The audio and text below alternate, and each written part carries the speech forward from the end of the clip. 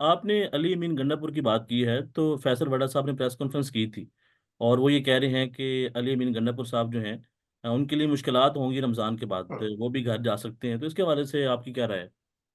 फैसल वाडा साहब के बारे में ना मैं हमेशा एक बात करता हूँ कि हुँ, वाडा साहब की अगर आप अपनी पॉलिटिक्स देखें तो कोई बहुत ज्यादा पॉलिटिकल उनका कद नहीं है ना। हुँ, लेकिन मैं हमेशा एक शेर जो है फैसल वाडा साहब की नजर करता हूँ और ये फैसल वाडा साहब की अहमियत को उजागर करने के लिए है। ठीक वो है। शेर है कि एक तिनका हकीर हूं लेकिन मैं हुँ, हवाओं का पता देता हूं। हुँ, वो हकीर सा तिनका भी बता देता है ना कि हवा का रुख किस तरफ है। हुँ, फैसल वाडा साहब की स्पेशलिटी ये है प्रॉक्सिमिटी टू पावर।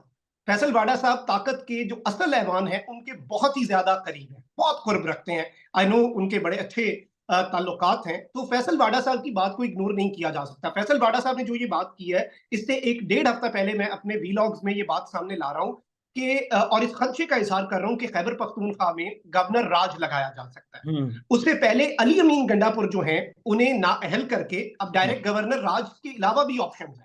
हुँ, एक तो अभी जेयूआई का गवर्नर है, हुँ, जरदारी साहब अभी लगाएंगे अपना पीपल्स पार्टी का गवर्नर, हुँ। होपफुली फैसल करीम कुंडी को। अच्छा, फिर मुझे ये एक बताएँ और कि चीज यह है फैसल कि वाडा साहब इलेक्शन जो कमीशन से अली अमीन गंडापुर को नाअहल कराया जाए, ठीक है। उसके बाद फौरी गवर्नर राज लगा दिया जाए। अली अमीन गंडापुर ने कुछ चीजों को ठंडा किया है, कूल डाउन किया है। ठीक शहबाज है। शरीफ से मीटिंग ने हुँ, काफी वो जो एक टेंशन थी वो रिलीज हुँ। की है, लेकिन कुछ भी हो सकता है क्योंकि अच्छा जो ताकतवर हल्के हैं वो ये सोच रहे हैं कि 9 मई का एक रोपोश इश्तिहारी शख्स डायरेक्ट इतनी बड़ी कुर्सी पे बैठ गया है, तो वो इस चीज को अच्छे तरीके से उन्होंने रिसीव नहीं किया। अच्छा, मुझे बताएँ कि फैसल वाडा साहब किसकी तर्जुमानी कर रहे हैं? कोई जमात नहीं है, कोई इलेक्शन नहीं लड़ा, तो फिर ये सारी बातें कहाँ से आती हैं और कौन कहता है और फिर उनकी बातें फैसल वाडा साबित साहब हो उस जाती हैं? सियासी जमात के उम्मीदवार हैं, जिस हुँ, सियासी जमात के उम्मीदवार हमारे वफाकी वज़ीर दाखिला मोहसिन नकवी साहब हैं, जिस अच्छा। सियासी जमात के उम्मीदवार हमारे वफाकी वज़ीर खजाना हुँ, मोहम्मद औरंगज़ेब साहब हैं।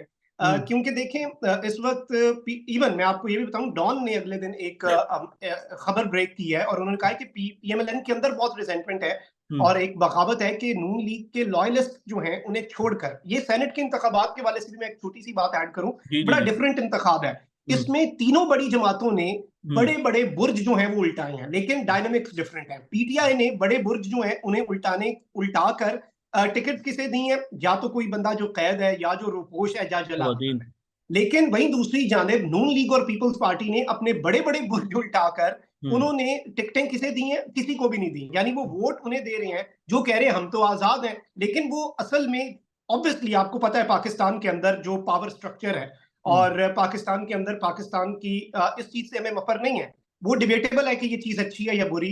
एक वक्त पे पीटीआई के दोस्त भी कहते थे कि ये मिलिट्री एस्टैब्लिशमेंट का सियासी किरदार किसी हद तक अच्छा है मुल्क की हुँ। बका के लिए। बिल्कुल, तो ये बिल्कुल। सारी चीजें हैं, लेकिन हुँ, लाइक इट और नॉट, हुँ, लेकिन military establishment is a political reality in Pakistan और ठीक है। इससे तो हम इनकार नहीं कर सकते। अगर हम हुँ, कोई वो अपनी बायस, अपनी पसंद नापसंद हर चीज को पीछे रखें, इस फैक्ट को हम इग्नोर नहीं कर सकते। ये एक रियलिटी है और इस रियलिटी पे एक डिबेट हो सकती है, कंस्ट्रक्टिव क्रिटिसिज्म हो सकता है। लेकिन आई थिंक कि फैसल वाडा साहब का जो आपने सवाल किया, मैंने हुँ। जितना उसे जिस तरह से आंसर किया जा सकता था, वो जो कंस्ट्रेंट्स हैं आपके लिए और मेरे लिए, उन्हें मद्देनजर रखते हुए मैंने कर दिया।